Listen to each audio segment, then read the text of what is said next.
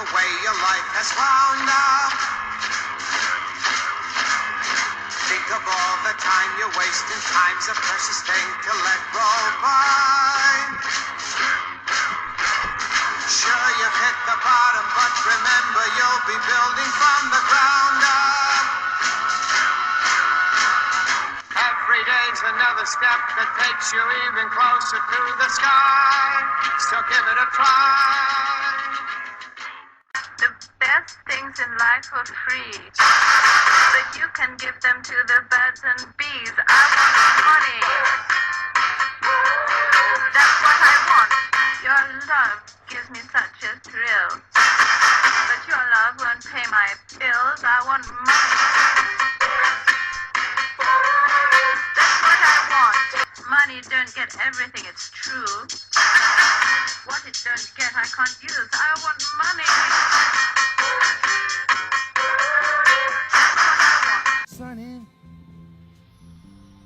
yesterday my life was filled with rain. Sunny. Hello all my little cherubs out there in the global universe. Yes, it is another 7 days have passed. I am so delighted to be here with you again on Queens of the Week. If I'm here, that means the weekend has started. It's Friday and it's me, Lady Portia de Monte, sailing you through another Queens of the Week. What up, yo? Mwah!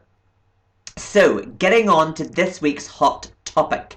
It was chosen by none other than our favourite, the Eyes of Florida, Miss Misty Eyes. Oh, my gorgeous girl, my nerves are in my throat. I'm crossing everything, toes, fingers, you name it. I have it crossed for you and RuPaul's Drag Race. I hope you're going to get this, because there's no one deserves it more than you, because everybody just loves you and they think you're great. And I think RuPaul will be a silly Billy. So I'm making this official. I'm saying if RuPaul doesn't pick you, then she is a silly Billy. So, topic idea chosen by the gorgeous Eyes of Florida, our Southern Belle, is you've got to know how to lose it to win. Explain and discuss well. It's not a real cat among the pigeons type of topic. So you have to know how to lose it all to be a winner. So this is great, and this can measure on so many different things. Like, for example, entering a drag contest. You might not necessarily win the drag contest. You may come second, third, or might not even be placed, but you could actually end up with a better career than everybody else. Because sometimes winners don't always go on to do the best with it. If you have to work that wee bit harder, then sometimes you actually end up being a better success. I've entered one competition, drag competition in my life, and I came second in it. Yeah, I came second. And the person that came first is no longer working, and had a very small career, and I came second. But then the guy of the club really liked my act, so I ended up getting booked regularly there. And then 9 years later, I was still working in the same club. So it's not about the winning, it's knowing how to be a gracious loser and how to better yourself in the future. And finding out that just because you don't win doesn't mean that you can't succeed with different things as well. So I'm just going to give you a bit of a sort of a long story short. So as for me, at one point in my life, so I've made $1 million and lost $1 million, right? But at no point do you see me down and out or crying or upset or anything like that there, because such is life. And I take everything on as like a learning curve. At one point, I had 5 properties, 5 houses to my name. I had like literally hundreds of thousands, like million in the bank. And now I've only got 1 property. But that's fine. There's nothing I can do about that. That's the hand that life dealt, and it was fun at the time and very exciting. And so in one of them, I was in bed, woke up to the fire alarm going off, and my house is literally on fire with me in it, in the upstairs. What did I run for, first of all? All my dresses, saved those, and the bathroom collapsed into the kitchen. Nightmare. Unfortunately over here, the property crashed, and I lost it. And then I did this a great deal that I thought at the time with foreign properties, and had I not done that, then I probably would have been fine over here. But sure, whatevs. Nobody's dead and I'm still alive. But at that time when I had nothing, I literally had nothing. And so it was a real sort of trying time, but it's amazing how, like, I always stayed positive and always stayed happy. And I measured a lot of my success by what I had, but not about how successful I actually was. And that's a very, very different thing.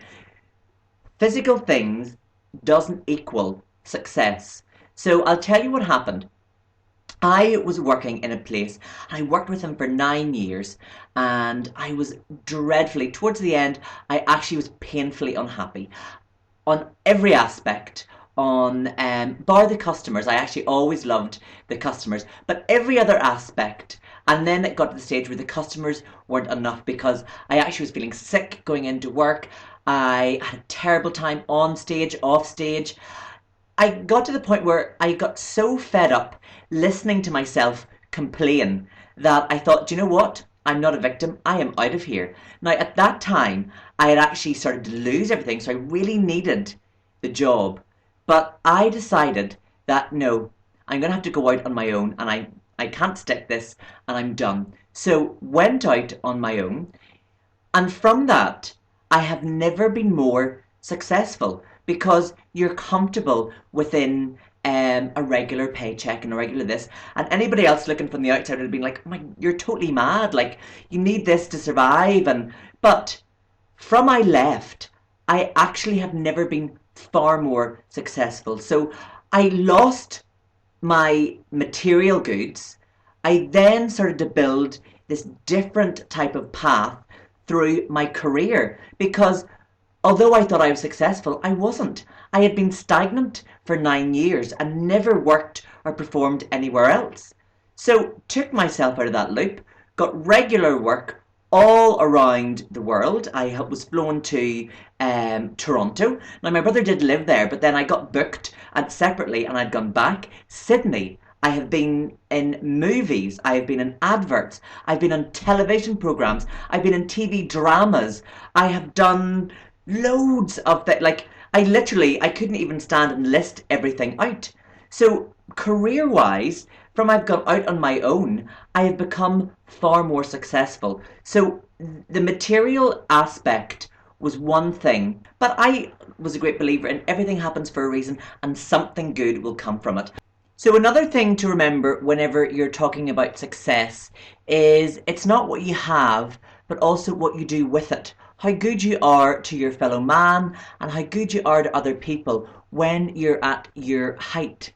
Another thing as well, just another side point, is you could be as successful as anybody, but if you're not liked, then it's going to be a very, very lonely life. So if you can find that fine line between being successful and being nice and being well respected and liked, then it's only ever going to lead to a really fun and happy and interesting life, because people will want to book you again and people will want to have you in their company and people will want to have you back.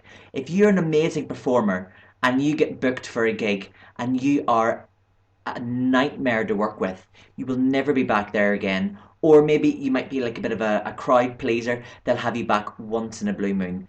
If you go there and you really bring it and you're nice and you're not a diva and you don't have egos, then you will get asked back to things a lot more regularly than maybe some other people. So that is another hot tip to remember as well. So I'm telling you now that great things can come from the worst experiences. So many of my friends, really, really successful friends, literally have been millionaires, lost it all, and within 2 years had more than they ever had with first time round. So it's working out how to be successful.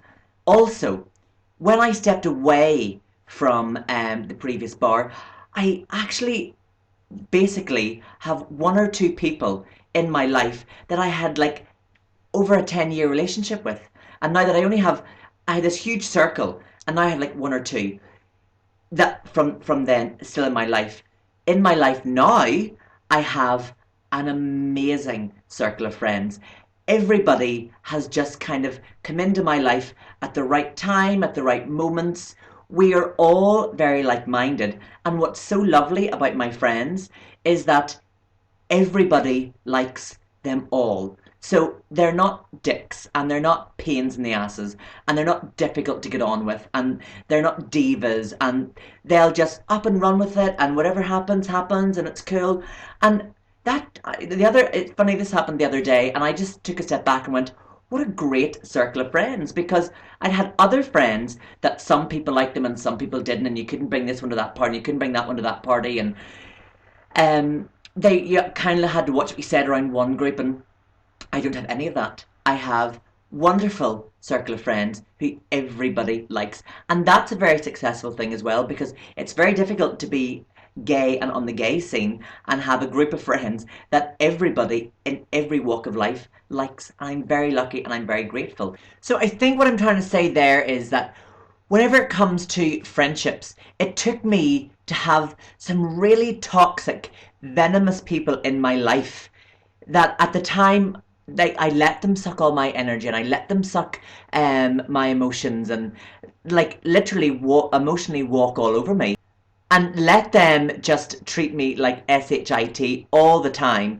and I was just a doormat, to now having such a wonderful, like, I couldn't tell you the last run-in that I have ever had with a friend in the last 3 years, because we don't do anything, we're not in competition with each other, we just go, and one supports one supports another, and if you need a bit of hand, well, I'll come and give you a hand, if you need something, I'll come and give you a hand, and everybody works in harmony with each other. So it took me to lose a set of friends and get my whole new set to actually appreciate what I have now. So everything is always a learning curve, so always remember that. And sometimes the friends you have now, even though you may have had them for 10 years, someday you might wake up and go, right, I'm totally done here because you've drained me. I can give you no more. I'm moving on.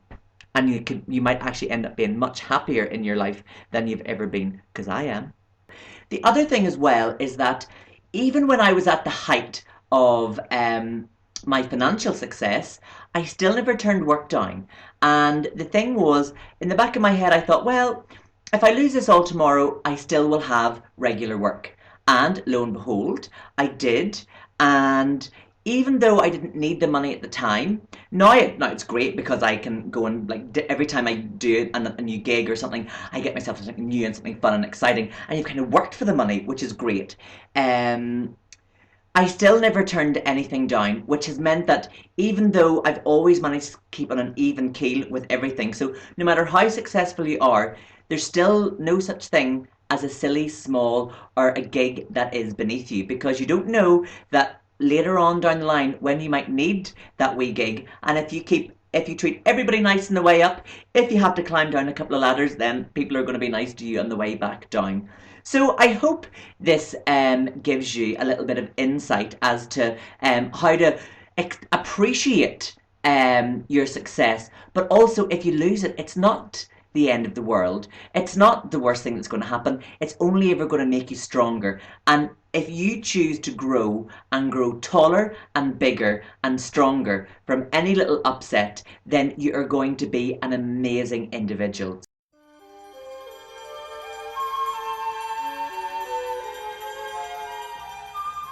So that is my little pep talk over. I know I got a little bit deep there. But so what you can do, ladies and gents, let me know if you've ever overcome adversity, like, or you have an opinion on anything that I said. All you simply have to do is